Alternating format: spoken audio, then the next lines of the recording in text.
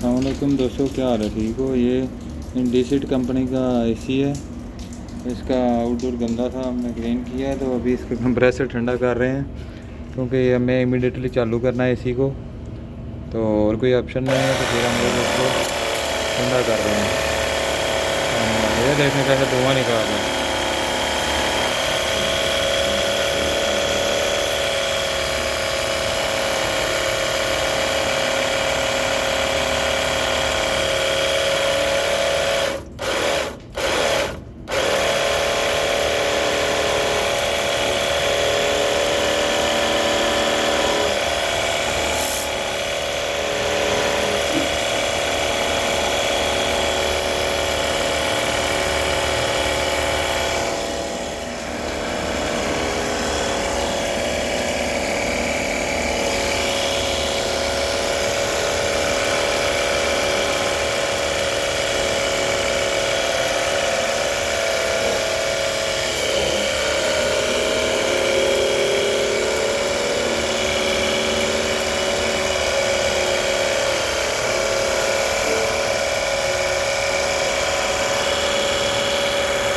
You need cooling?